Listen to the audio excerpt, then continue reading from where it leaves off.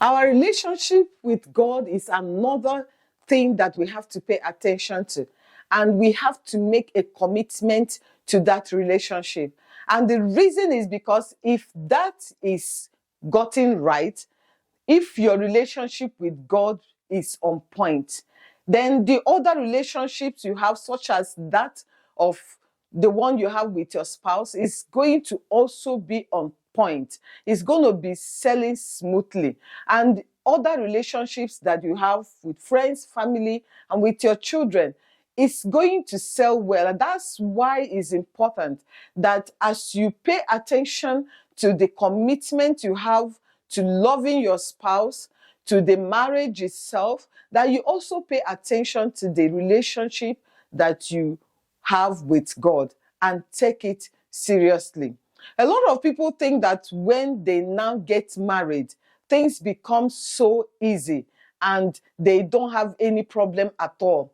Maybe it is those people that their only prayer or only reason why they go to God or pray is just to get married, or just to have children, or just to have money. And so they think when they have gotten that, that prayer stops, or knowing God more stops, or other things stops.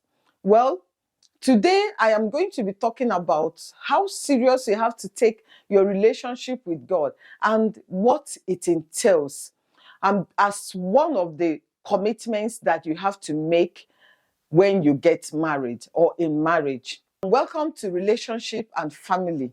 If you have not subscribed yet to our channel, please do subscribe and hit the notification bell so that when we upload new videos, you will get to see it and watch. Remember also to leave some comments, share and like the video to your friends and to your family so that they will also get to see what we are discussing on this channel.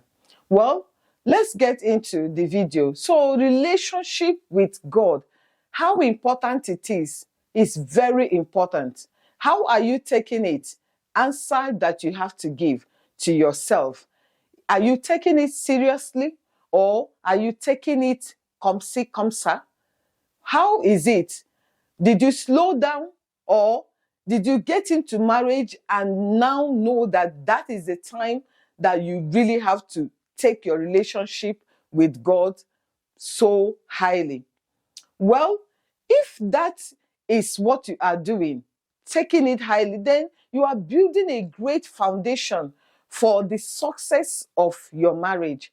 And if you're one of those people that now got relaxed and thinking you have gotten the whole world and no need to worry about what God thinks or what God says or how you relate with God, then it is something you need to look into, because that may mean the beginning of the failure of your marriage. Why is that? Because God is the foundation. God is the only stone that can hold it, on top of which you can build that marriage. Without God, it's impossible to now build a successful marriage, one that would thrive. Now, who is going to help you do that? You think it is a child's play? It is not. Marriage is something that will push you. It's going to push you left and right. It's going to, there hard times, there will be hard times, there will be challenging times, there will be times that you will not know what to do. And a lot of people you go to will not have an answer for you. What do you do then? It becomes the right time for you to call back or get a reminder of the things that you have been hearing from God, the things that you have been, storing inside yourself, and also a time to go to God. Now, if you are not used to it, that becomes a challenge also in itself. So it's important that you keep at it. See, the relationship with God is what you do when you pray. You commune with God, you ask questions, you get answers, you chat. You kind of have a normal conversation with God, about things, about everything. And also, another way that you relate with God is by studying the Word. by fellowship with brethren, which the scriptures admonished that we pay attention to, that we don't neglect. On all other spiritual exercises, you have to get on with them as a married person. A marriage is not a time for you to relax spiritually and then allow the devil to come into your home and start working overtime. It's time for you to actually, put your guards on, because you need it to sell successfully in marriage. I'm sure that the things I am saying is something that as Christians we know about, but sometimes we just need a reminder. And I've come to remind us today, in case you are taking things a lot easier spiritually in marriage. The spiritual aspect of your life isn't what you should take slowly or relax in. It's actually one of the things you need to get up higher when you get married, because you really need it. If you find yourself slacking in the place of prayer, then you need to get help. You need to speak to your pastor. You need to speak to your mentor. You need to speak to someone. Get some help. People that can pray with you and for you.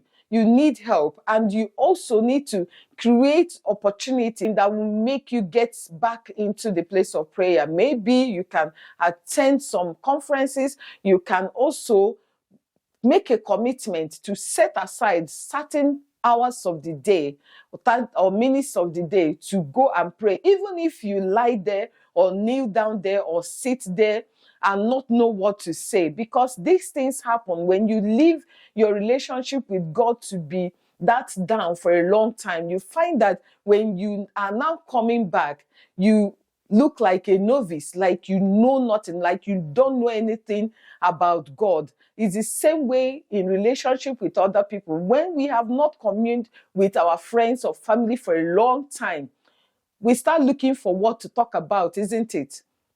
And sometimes for some people, they don't feel like calling that person, because they are wondering what they will talk about. There isn't something to talk about. So it's not good to leave that relationship to get to that level. But if it has, then you have to start jacking it up. You have to start jacking it up like a machine that has been packed for a very long time, because it depends on your commitment now. You have to make sacrifices to be able to get back up.